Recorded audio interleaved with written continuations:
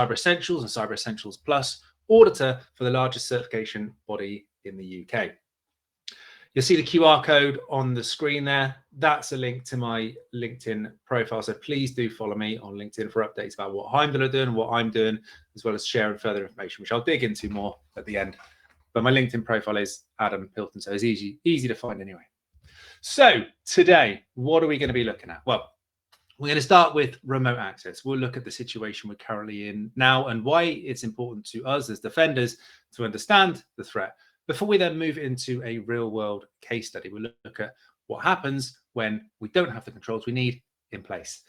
And then we'll move on to RAP, remote access protection. This is the new feature that Heimdal are bringing to the market. And then we'll conclude that session with a demo before we then go into question and answer. You'll see on the screen, you've got the chat box. You've also got the Q&A. We've got Imran, who's going to be providing us with our demo later. And we've got Nabil in the Q&A to answer those questions. Any questions that are left over at the end or anyone you want to pick up, we'll address in that Q&A at the end. So let's get going. First up then, remote access. Now, since COVID-19, remote working has become a must for the majority of businesses. If we look at the United States, about 22% of the workforce works remotely, compared to less than 3% before the pandemic. And it doesn't sound like much, but that's 32.6 million people. And if we change the focus slightly to look at remote capable jobs, 80% of those jobs are remote at least some or all of the time, and only 21% are fully on site. Move our attention to the EU, and the average for employees working remotely in the EU is about 22%, compared to around 14% pre-pandemic. Looking across to Asia Pacific region, about 30% of the workforce are remote, compared to pre-pandemic levels where just under 10% were. And in the UK, 40% of workers work remotely at least some of the time. Before COVID, it was sitting around 4.7% of those that work remotely. And globally, hybrid work is preferred by more than 80% of employees. And for those of you that work from home, you can probably understand why. It gives you a lot of freedom, things doing the school run, the things that we need to do as part of our day-to-day lives. But whatever region you cover, remote working has exploded. And it's no longer for the few, but it's expected by the masses. And it's not just our people, businesses require remote access to operate efficiently. IT staff use remote access to monitor, to patch, and troubleshoot company devices and servers, regardless of their location. And this saves businesses money through reduced site visits and costs. And we also see external vendors such as software suppliers, auditors. They often require controlled temporary access to our internal systems for maintenance or compliance reviews. And I know when I was an auditor, part of the Cyber Essentials Plus pieces, I would need remote access to be able to come in and look at the controls you've got in place. 99% of people, that was fine, not a problem. But for those with really stringent security controls, particularly defense-based industries, that was a problem, which meant that sometimes we had to go in person. And data from Checkpoint shows us that 32% of organizations allow remote access by third parties to corporate applications. In 2023, the remote server management software market was valued at about $12.56 billion. Look ahead to 2023, and it's projected to reach $30.21 billion. And this highlights that if you're not doing it now, you won't have a choice soon, because it will be the norm. And this is regardless of the size of your business. And there's many other use cases. I appreciate that. I'm not going to go into them all today. But ultimately, all of these benefits brings problems too. Ultimately, we increase our attack surface. So I'm going to start by putting a poll up on the screen. We've got a lot of people on the call today, so hopefully we can get a lot of interaction today. And how many of your users have remote access? So there we go. Please do fill in the survey here, or answer this question here, and then it will help us shape the presentation as we're going along, what we're going to focus on, what we're going to look at.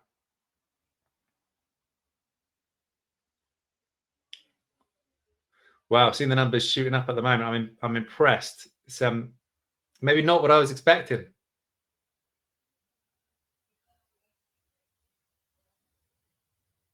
Starting to balance out a little bit now. So we've got 62% people voted. Come on, a couple more clicks.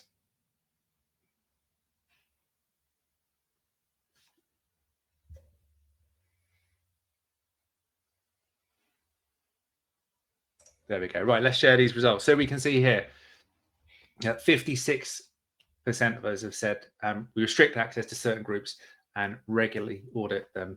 24% assume all of them, but I don't know. And then in third spot, there were 20%, not 100% sure, but I know some of them have.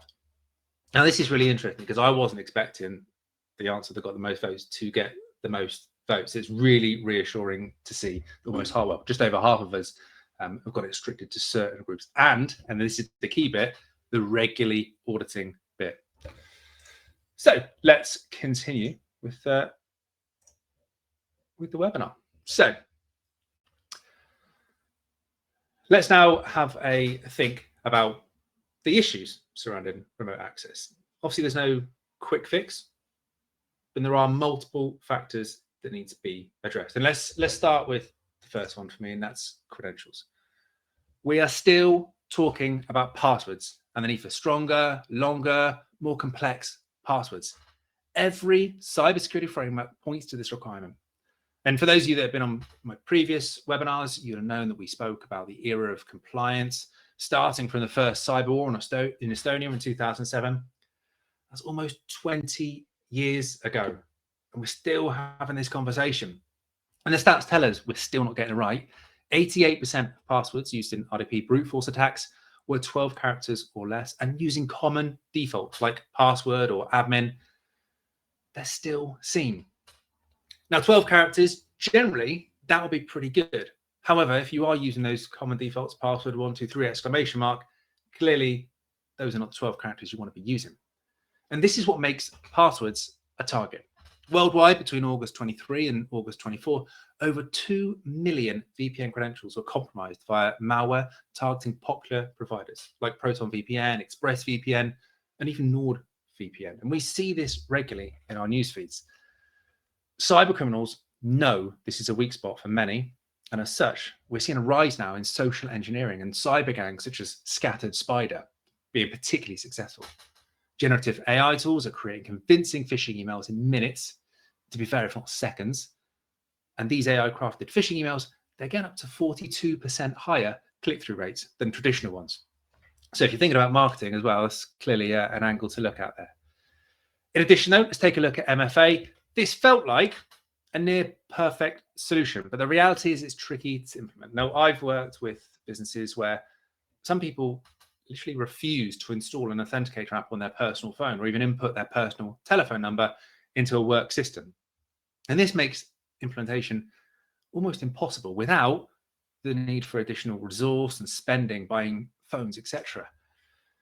And then we look at Microsoft's 2023 security report. They told us that MFA can prevent up to 99% of account-based attacks. We know it works. We've all seen it work. We've seen the stats behind it.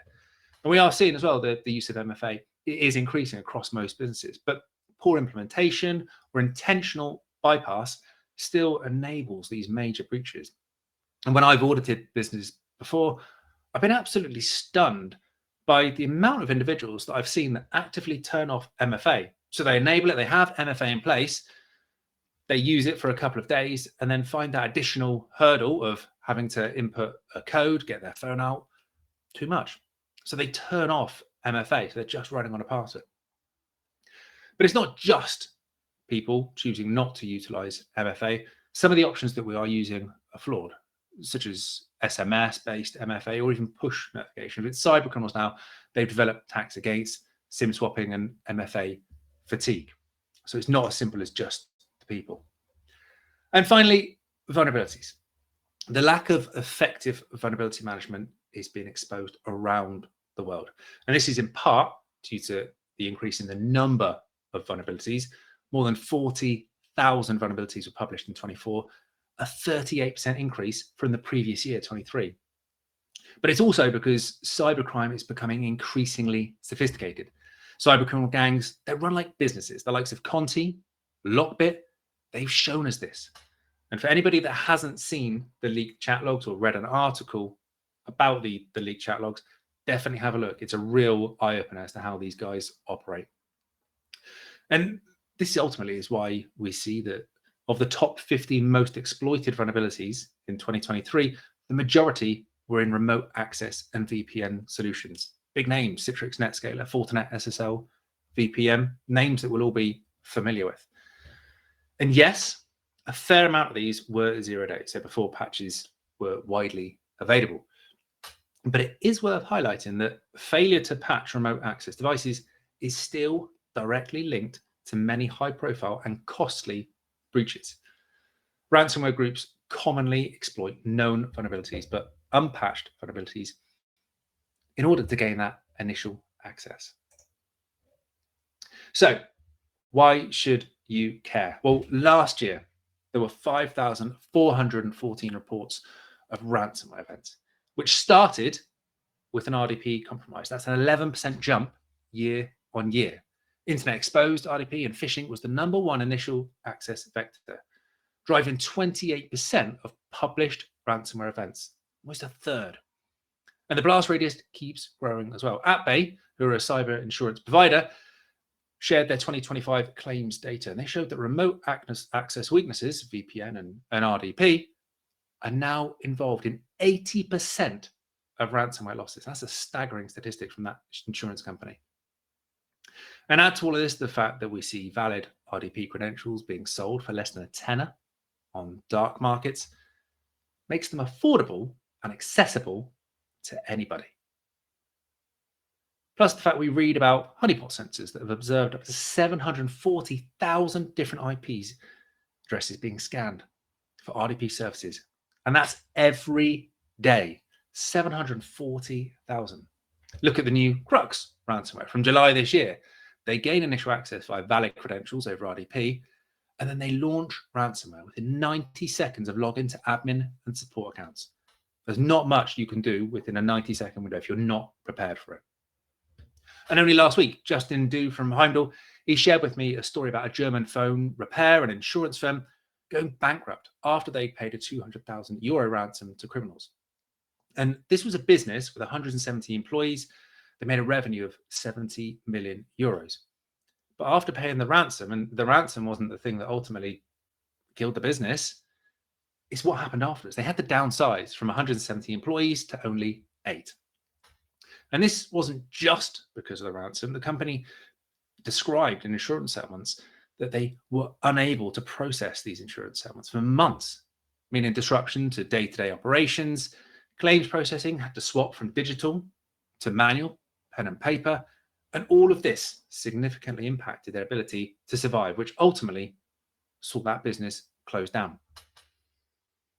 Cyber criminals are exploiting the perfect storm. Increased remote working with cybersecurity controls that are lagging behind. So why is this an issue for us as defenders? Well, RDP sessions look like normal admin work. So most endpoint detection rules stay quiet until encryption starts. Goes back to that 90 seconds timer. RDP delivers direct lateral movement and shadow copy deletion, potentially giving the full ransomware kill chain in one hop. And this one's really interesting. Insurers and regulators now treat exposed RDP or RDP without MFA as negligence. And we've seen that average claim denials rose 18% last year. That's massive. 18% of claims denied. So I'm now going to offer up another poll. Let me share this on my screen again. So what's your biggest problem? There we go. What's your biggest problem? Is it ensuring MFA is in place across all users, implementing effective vulnerability management, enforcing the use of strong passwords, or something else? And if it's something else, feel free to drop it in the chat.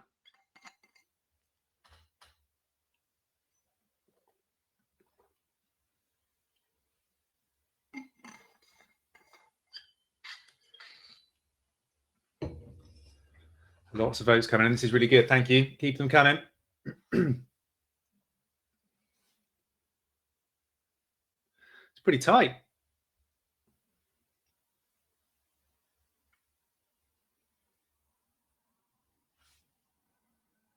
Come on, there's a few of you there that I know you clicked last time. You haven't clicked this time.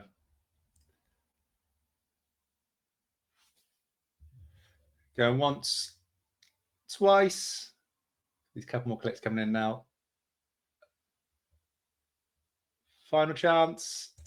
Done. Right, so you can see on the screen here, 37% said effective vulnerability management. I was expecting it to be a lot higher on the vulnerability management front. I've never gone into an organization that have implemented effective vulnerability management. There may be stuff in place, but it's never been effective. So I'm impressed that I wasn't a lot higher up. Ensuring MFA is in place across all users, 35%. I've shared my own experience with that. I get it. It's difficult. It's very, very difficult to get it in place and maintain it. And then enforcing the use of strong passwords, 28%. And for the 16% that said something else, please do drop it in the chat. We'll have a look at that later on. So back to our webinar. I want to dig into a real world case study now, though. So for those of you who aren't aware of Change Healthcare, they're a US-based tech health company. And essentially, they're the technology arm of a group called United Health Group, a name that may be more familiar. But they were acquired in October 22, and they now run the largest financial and administrative data exchange in US healthcare. They're massive. They're basically an intermediary in the US healthcare system. They connect payers, providers, patients, and their services are huge. I won't go through them all, but ultimately, the key functions here are payment processing and claims administration. And they handle, and this is staggering, they handle approximately half of all US medical claims, which is about 15 billion transactions every year. So they work with 900,000 physicians, 33,000 pharmacies, 5,500 hospitals, 600 labs. You get the picture. They're massive. But by February 2024, they'd become a single high-value choke point. If they stopped functioning, huge amounts of billing, payment, eligibility checks across every US state would stop. So guess what happened next? At the start of February 24, the week before any alarms had sounded, an Alfie and Black Cat, so two ransomware groups, came together and bought the username and password of a junior Change Healthcare support employee. These credentials have been posted for sale in a Telegram credential dump channel. And using these stolen credentials, the attackers logged in through a publicly exposed Citrix portal that did not have MFA enabled, exactly what we've just been talking about. Once inside, the intruders moved laterally within the systems and escalated privileges, as you'd expect. Internally, though, Change Healthcare, they operate thousands of virtual desktops for developers, claims processors, and compromising this Citrix layer gave the attackers domain admin level control within hours. And because the service sat in a data center isolated from the main company network, standard group-wide monitoring missed the telltale new service accounts and Kerberos ticket forgeries that then went on to follow. So now, with the cyber criminals having top-tier privileges in place, they stole 6 terabytes of data, claims histories, insurance, eligibility checks, and some source code repos. And over the next 4 nights, they quietly exfiltrated that data. Until just after 5 a.m. on the 21st February, every single reachable Windows server, on-prem Oracle cluster, AWS S3 bucket was encrypted by Black Cat's ransomware. And by mid-morning, prescription processing, insurance claims, authorizations, and physician billing had grounded to a complete halt across the US. So what was the outcome of this? Well, this is an interesting one. So 9 days into the outage, and there was huge pressure on Change Healthcare or United Health Group from the American government, because this is obviously a national crisis, as well as the American Hospital Association. United Health authorized the ransomware payment. They paid 350 Bitcoin, which at the time was $22 million, to Black Cat. And Andrew Whitty, the CEO of United Health, he later described this decision as one of the hardest decisions he'd ever had to make. But unfortunately for Change Healthcare, United Health, and Andrew Whitty, that payment didn't solve the issue, because quite staggeringly, Black Cat disappeared in an exit scam, leaving their mates, or more professionally termed affiliates, unpaid. So now Alfie were looking to recover their costs. They then partnered with Ransom Hub and they threatened a second leak. And I just pause there because this is shocking because it rarely happens. The whole thing with ransomware criminals is they need to be trusted. In order for the ransomware model to work, you have to trust that if I give you my Bitcoin to this, or cryptocurrency to this anonymous group, you are going to decrypt, you are going to be good for your word and not publish my data. So the fact that Black Hat did this is shocking and very rarely heard of. Now, in terms of that second ransom from Alfie and Ransom Hub, you won't be surprised to hear, but United Health refused the demand. They didn't go along with that one. But then going back to the ongoing real-world problems, pharmacy claims where some people's dependent upon their life for were still not being processed. So engineers focused on this first. They rebuilt the pharmacy system, and by the 7th of March, 99% of pharmacies were again processing scripts. At the end of January, almost a year after the breach, United Health confirmed the impact of the attack affected approximately 190 million individuals, which is half of the US population. And all of this stemmed from breached credentials, no MFA via a publicly exposed Citrix portal. All very preventable. So, what is the solution?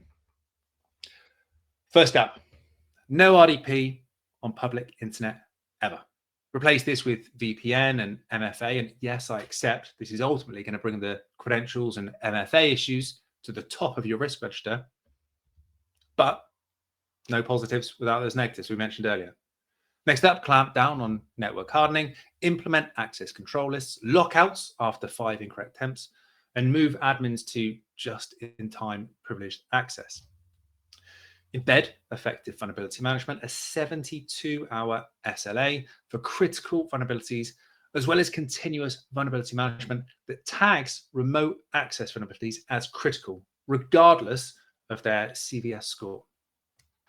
Next, take the stance of assuming a breach. So if we see a remote login from the internet and it's a new user, this should trigger a SIEM rule that alerts the SOC. Eliminate token theft by enforcing conditional access on every cloud application and refresh tokens on network change, and start external scanning on at least a quarterly basis to reassure and prove that there are no remote access ports open. So right now, everyone is looking at the screen thinking, whoa, Adam, that is a little bit strong. There is no way most businesses are getting anywhere near this. And the reason I've said this is to make a point. There is a lot we can do, you can see on the screen, to truly strengthen our security. But the reality is, this is a lot of work. It's a lot of money as well. And maybe the biggest factor is there's a lot of people that will need to be convinced of these controls and then agree to all of this happening. So the reality is, even if you had all the money and the resources, this is not going to be happening anytime soon. So another poll for you. I want to understand what your biggest problem is.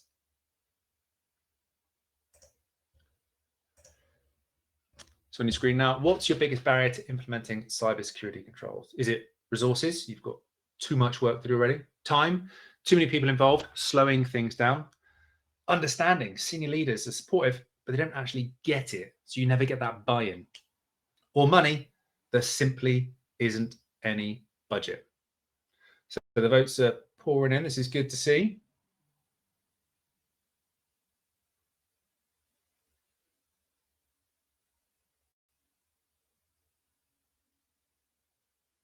Keep them coming, we're almost there.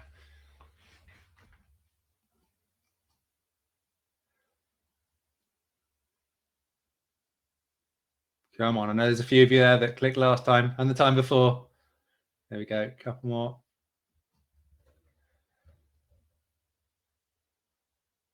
Going once, twice, and we'll stop there. Perfect, right, so hopefully you can see the results on the screen. Oh no, I clicked too quick. Bear with me, let's see if I can bring those back up.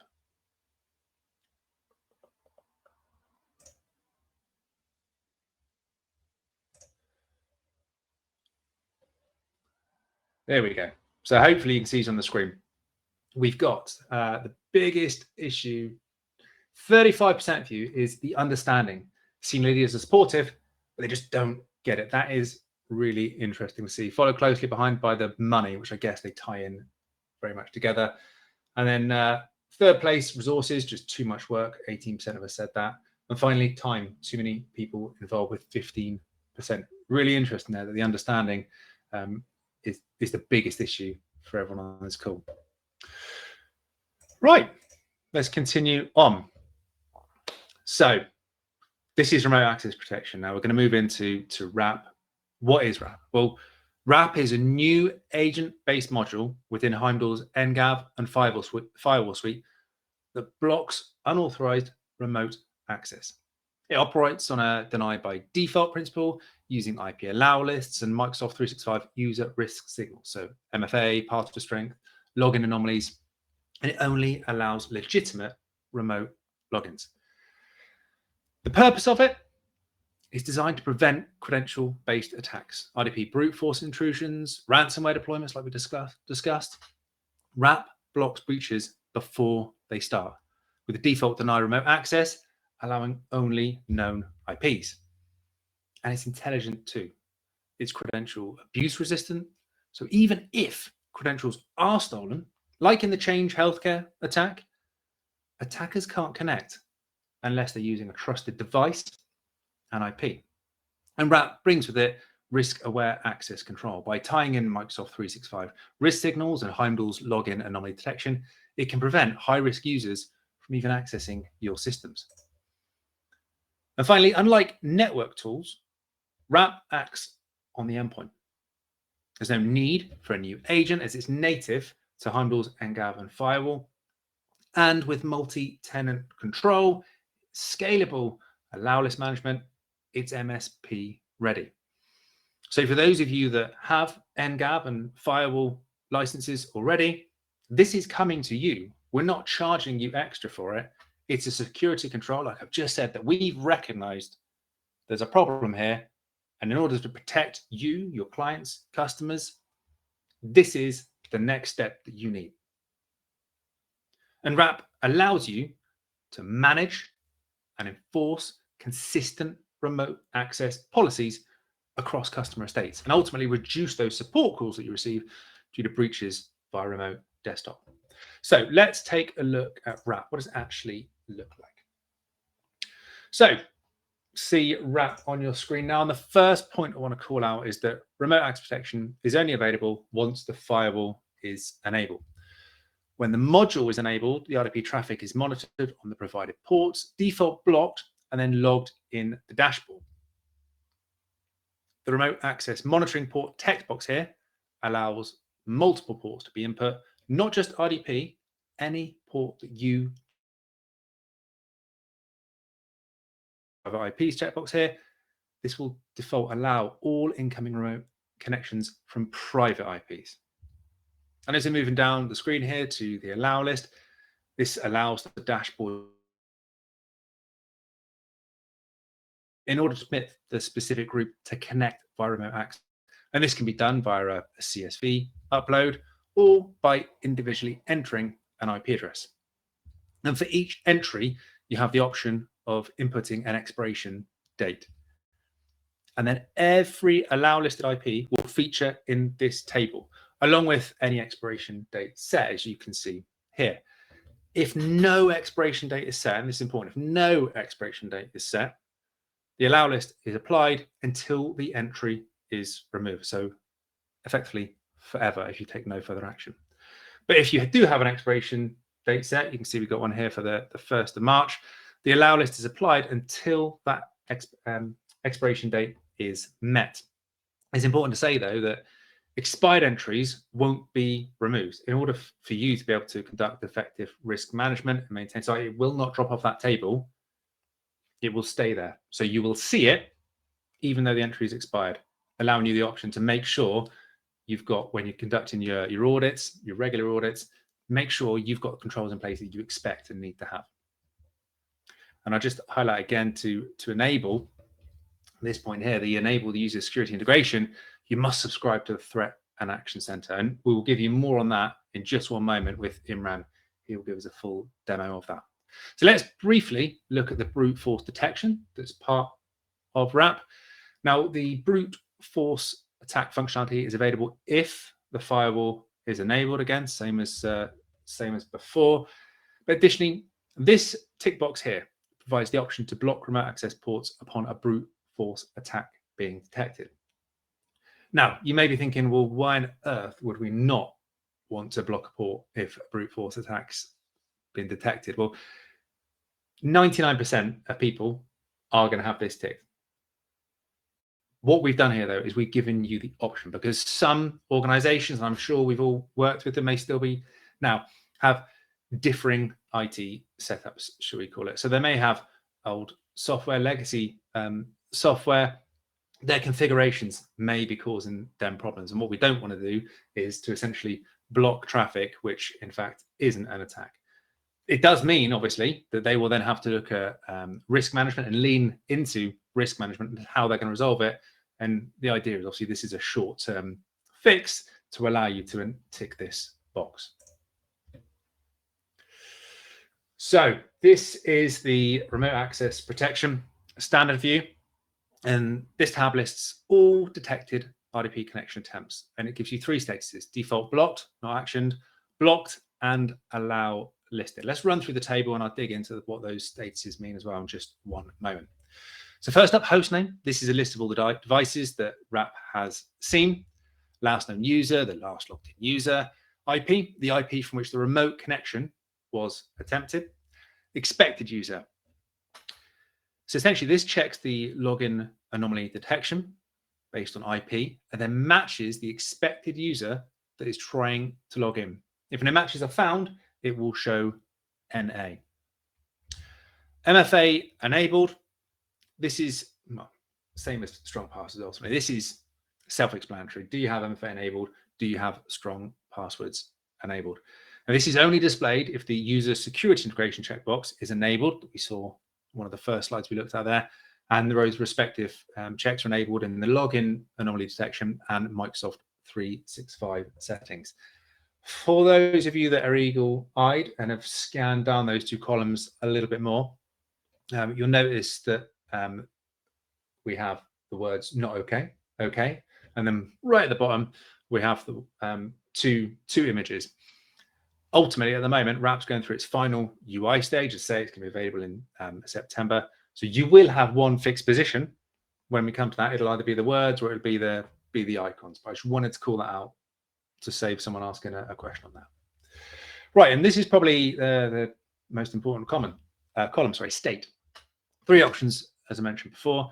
Default blocked, not actioned. So this is basically telling us that we've detected it and it has been blocked, the remote access connection, but there's been no action yet by the dashboard user. So it hasn't been acknowledged by the dashboard user. Blocked, detected and blocked remote connections that have been acknowledged by the dashboard user, and then allow listed, detected and blocked remote connections that have now been allow listed by the dashboard user. And you can see in the top right there, you've got a green button that says filters. This allows you to filter by status as well. So if you want to just look at the allow listed, blocked, whatever it may be, you can do that. So you can filter the score you've got there. Risk score. Now this column is displayed only if the user security integration checkbox is enabled. Again, we looked at that very briefly at the start. And it displays the user risk score at the time of detection. And Imran's going to give us greater insights into this in just one moment. The final thing to call out is the timestamp. And as you probably have guessed, this is the time and date that the connection was attempted. I wanted to highlight this scenario to you very briefly, because I'm sure someone's going to be thinking about it. So imagine this. You allow list an IP, but the user on that IP is already above your predetermined risk score. In this case, highlighted in red in the first sentence there, 70 is our risk score level, and this user is higher than that. Now, rather than immediately blocking the user, you'll be notified if the option within the settings, extra validation on allow list when user score is higher than, is enabled in the group policy. Now, this gives you this message, what we're seeing here, the additional confirmation message displaying, well, informing you effectively and asking you how you want to proceed. So you can either confirm and override the risk score for this IP address and allow that user to move forward, or you can click cancel and you can address the risk. So it may be enabling MFA, for example, before you allow this IP to have that remote access connection. So I've mentioned it a couple of times then, the enable user security integration. This is the first slide I showed you. Now let's assume that the user security integration is live. Check the box, enable user security integration, and we're benefiting from the value of the threat and action center. And this is where Imran is now going to step in and show us threat and action center in real life. So let me stop sharing my screen. Imran. Thank you, Adam. So let's have a look at the Threat Hunting and Action Center.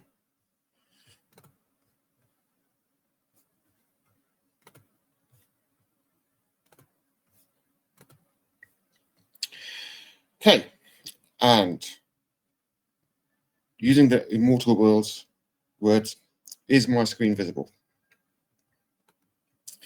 So at the moment, here Imran, sorry, I've just got a black screen. Oh. Yeah, getting some thumbs down there. So yeah, do you want to retry that one for us? Yeah, let me stop the share and start the share again then. Thank you. It's okay.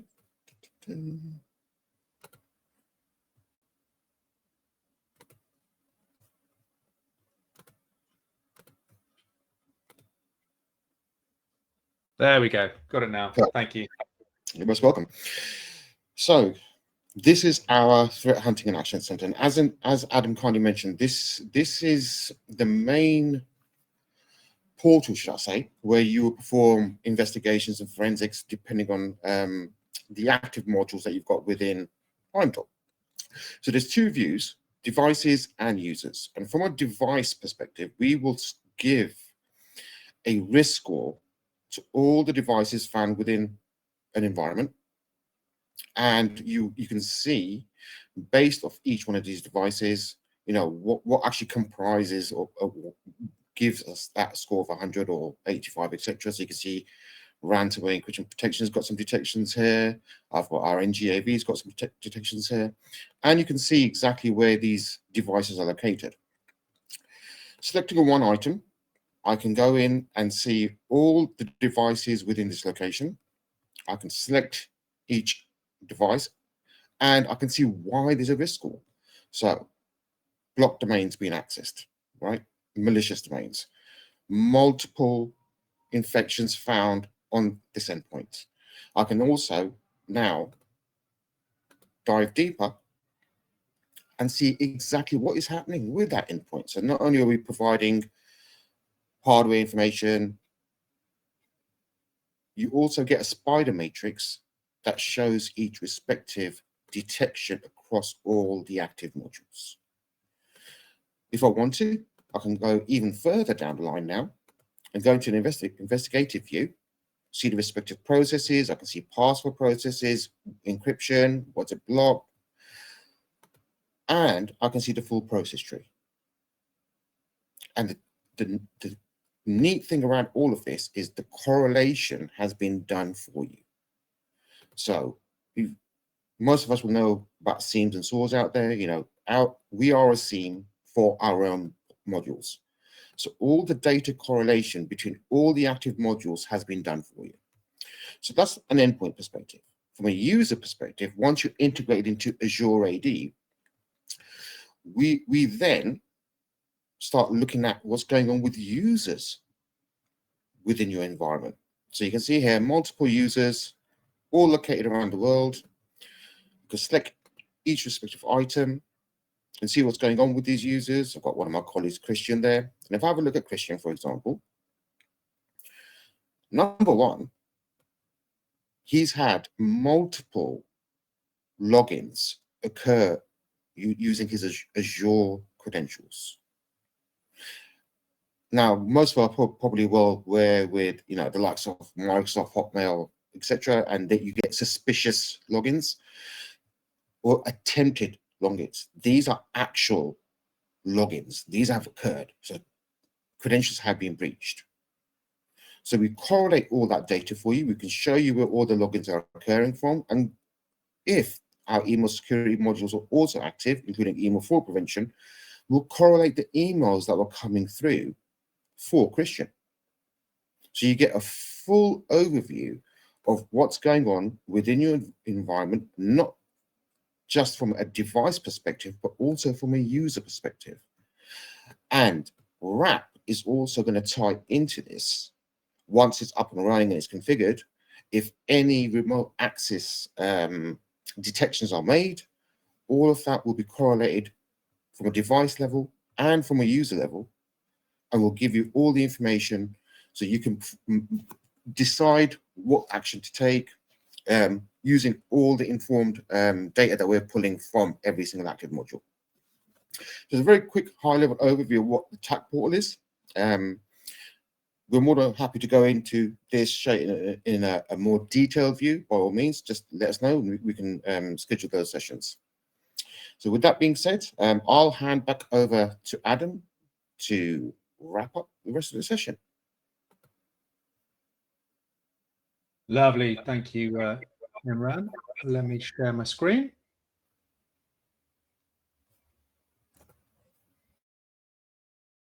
A few of you saying in the question and answer, the chat isn't working. I'm not sure why that is, because it should be, but we'll have a look at it, make sure next time that it is up and running properly. In the meantime, if you have a comment, feel free just to chuck it into the questions, and we can address it there. Right. Okay. So again, thank you, Imran, for that demo. I just want to call a couple of things out here. So first of all, thank you for attending and registering this event.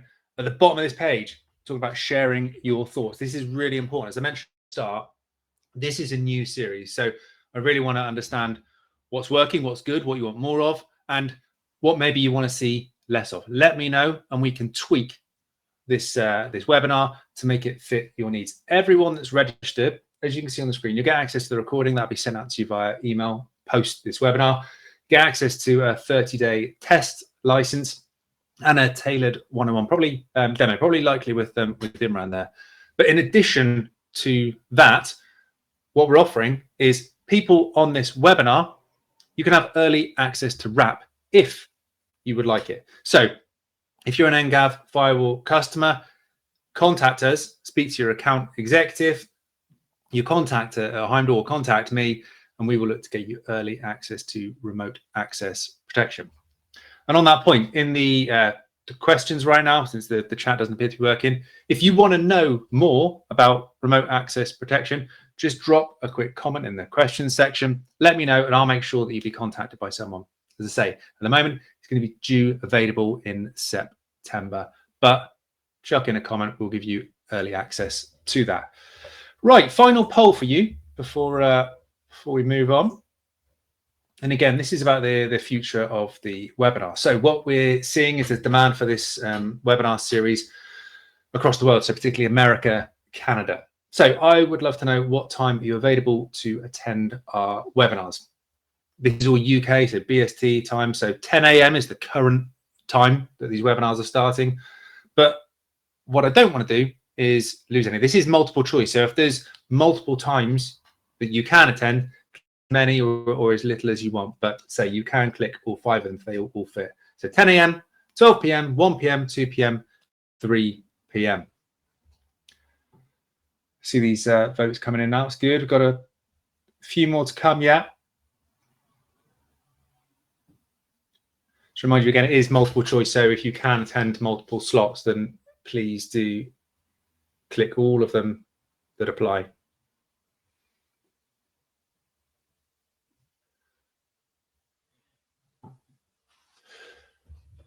Perfect. Going once, twice. Perfect. Thank you very much for that. Appreciate your feedback there. Okay, let's continue on. And this is where myself, Imran, Nabil are available for your questions. So just going to the ones that haven't been answered in the chat. So Rene here, thanks. We have to be NIS2 compliant, yet management is extremely hesitant to make funds available unless they absolutely have to. We say we aim for ISO 27001 and have many items for that in place, but some things just cost money and they avoid that like all hell. Being cheap will come at a price and not much chance that I, as the IT guy without any manager in my function title, will be able to change that. I sent the C-level report to them. They just don't care. This is a really interesting and valid and common point, Rene, and it's a difficult one, as you were. There's no silver bullet. There's no direct answer to this. The only answer that I can see is education and awareness. And I'll come on in a minute to what heimdal are doing on that front to help you. One thing I've found particularly beneficial in the past is a tabletop exercise with the likes of a NIS2. And to be fair, the cybersecurity resilience bill we're seeing coming in the UK, accountability is now key for these C-suite, the senior leaders in the organization. So what we're seeing is this demand that essentially they're in control. They understand what risks the organization faces and they address them, because otherwise they're personally going to be accountable. They can no longer leave the business to pay the price. Personal accountability. So tabletop exercises are a really good way to make senior leaders realize, do you know what? I don't actually know what I thought I knew, and I just assumed by having backups that they would work. And we all know that isn't necessarily the case.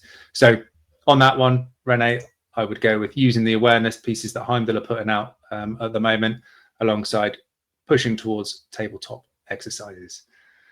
Oh, wow, all the others are answered. That's good going. And just a quick reminder for all of you, there is a handout that'll be attached to the email that comes out to give you essentially the lowdown, a PDF explaining everything about RAP. But this is a great opportunity. If anybody's got any questions before we move on, then please do ask them now.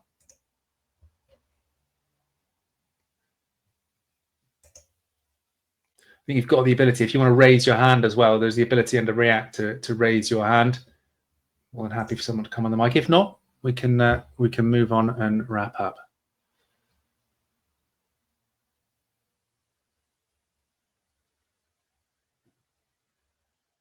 Perfect. Right. Okay. Keep the coming questions. If you're still typing, I'll pick it up, but I'll move on just to wrap up. So ThreatWatch Live. For those of you that didn't attend ThreatWatch Live in July, ThreatWatch Live is our monthly series alongside the Deep Labs. The Labs Deep Dive. Get it out. Now, this is an opportunity to essentially hear about the latest news, the latest information when it comes to cybersecurity regulations, things like touching on NIS2, like we did there. That's the kind of information you'll get. Now, this is hugely beneficial for all of us to keep up to speed, but also not just for those of us that are directly working on the technology, but those of us that are selling it and talking to other organizations, partners, whatever it may be, because it shows them that you're up to speed, that you're up to date, you understand what the latest threats are, and gives them confidence in you. Now, I've just dropped in the chat for everyone the link to this, just by show of hands or reactions, thumbs up, thumbs down. Can anybody see that? Perfect, excellent. So that is the link for ThreatWatch Live, 26th of August, so the end of the month. If you're interested, please click that link, register just like you've done for this one, and then we'll make sure that you attend. Thank you all for the thumbs up, guys. It's grand. The next Heimdal Labs deep dive. So this is going to be on the 9th of September, following exactly the same theme as we've done today. I'll drop the link in the chat again. 9th of September, but this time, some of you may be aware, we've got version 5 of our Heimdal platform coming out. So we're going to look particularly at ransomware encryption protection. We're going to look at the enhancements that have been made to this particular product, but we're also going to show you additional version 5 enhancements, and there's a lot of them. So it's only an hour session. It's going to be absolutely packed. So again, links in the chat. If you want to sign up for that, please do. And then finally, Heimdal are accessible across more than just these webinars. We've got multiple content channels, YouTube channels particularly popular. We put lots of information up there, whether it be interviews with our C-suite, whether it be interviews with our partners, information, knowledge around what the latest threats are, the differences between us and other providers. A lot of information on that YouTube channel. Please do go take a look. You also see the front of the screen there, you've got the MSP Security Playbook. Now, the MSP Security Playbook is a fortnightly released vodcast where we speak with people relevant to the MSP industry, lots of them being MSPs themselves, and we extract the value out of those conversations and then present it in a either vodcast or podcast available on Spotify, YouTube, etc. We are available on LinkedIn.